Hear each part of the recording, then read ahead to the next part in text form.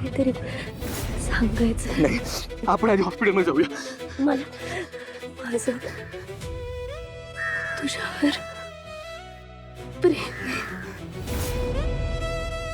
आहे.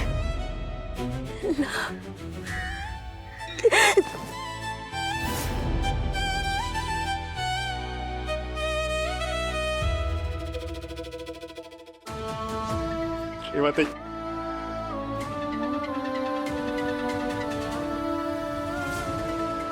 काय झालं? शांत हो, रडू नकोस. बॉस कशी आहे? कंडिशन खूप खराब आहे. आणि केडी कत्री आत्ताच आत गेले. डॉक्टर आहेत आत. KD sir. बस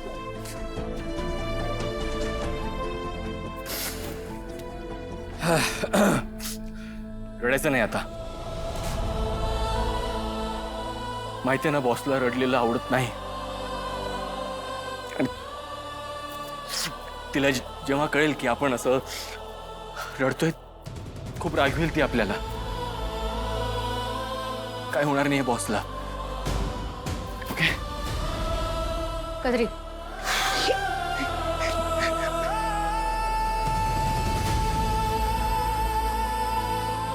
गुलाबने काय सांगितलं? ओके, एकदा बॉसला येऊ दे फक्त. मग बघ कसा पोपट्यासारखा बोलेल तो. तिने सांगितलं होतं मला की त्याच्याकडून सगळे गुन्हे कबूल करून घेईल. वसुधा बेलसरे, देवकी खांडेकर यांचे सगळ्यांचे गुन्हे त्याच्याकडून कबूल करून घेईल. या केसचा छडा तीच लावणार. तिने ठणकावून सांगितलं होतं मला, गुलाब तिच्या हातूनच मरणार. काय होणार नाही तिला. आणि मला खात्री आहे ती परत येईल. ती परत येईल आणि त्याचं तोंड उघडायला भाग पाडेल.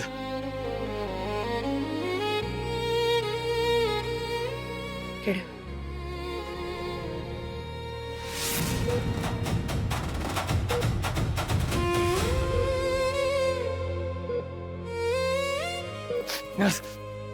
तारिणी कशी आहे आता? मी तिला भेटू शकतो? मला बघायचंय तिला. शांत व्हा तुम्ही. डॉक्टर करतायत प्रयत्न. पण मला भेटायचं होतं. किड्या शांत बस.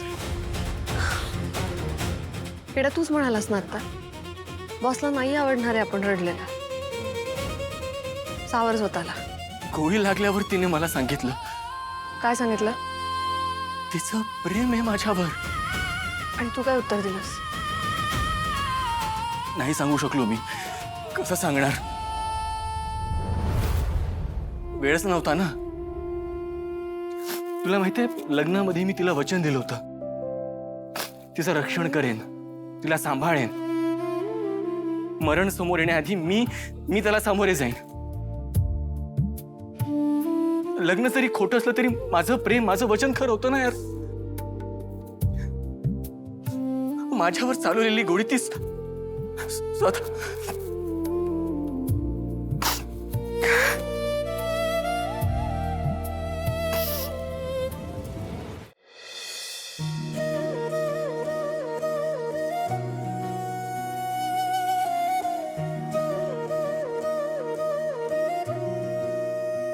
आई, अगं रात्रीचे 2 वाजलेत.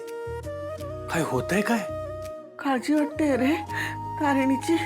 कशाला उगाच काळजी करतेस तू? तेच काही कळत नाहीये रे. असं वाटतंय काहीतरी काहीतरी विपरीत घडणार आहे. म्हणजे मागच्या वेळी जसं वसुधाच्या वेळी वाटत होतं ना तसं. अगे काय बोलतेस तू? नाही नाही काय नाही. तू शांत हो आधी, शांत हो. हे बघ, तुझ्या खोलीत जाऊन शांतपणे पड. विचार करू नकोस. बरं वाटेल तुला.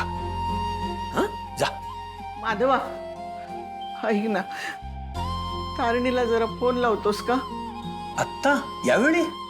हो लाव. त्याशिवाय मला शांत नाही वाटणार रे. आई, उगाच ते काळजीत पडतील ना. आणि उगाच त्यांची झोपमोड कशाला करायची? मोडू दे झोप, पण तू फोन लाव. मला आत्ताच्या आता तारिणीशी बोलायचंय.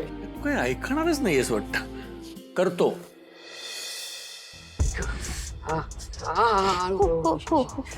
अरे दुखते निशी. हो थांब थांब बरं वाटेल थांब. राहू दे हो हो हो झालं झालं झालं. हळूहळू बरं वाटेल युवी. हां युवी हा एक गंमत दाखवू. आता काय गंमत अजून नको.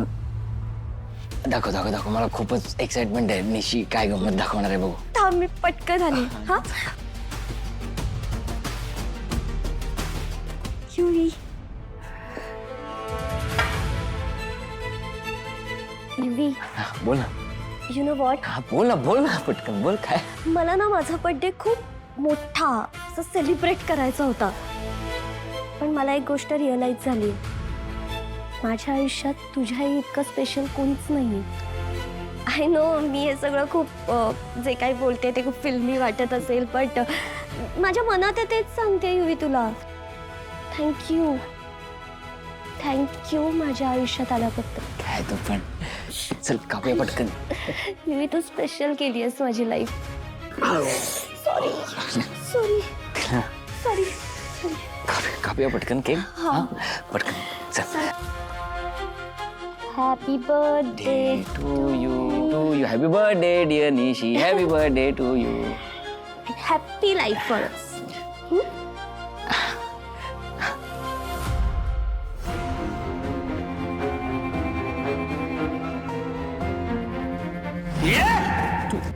तू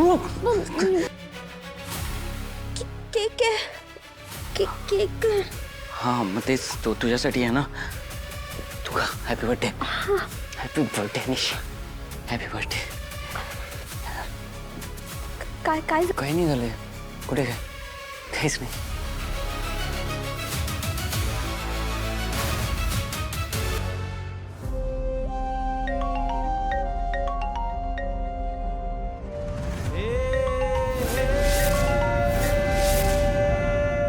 सुमी आज सुमी आजीचा फोन आहे. बोल ना. उत्तर काय देऊ मी तिला.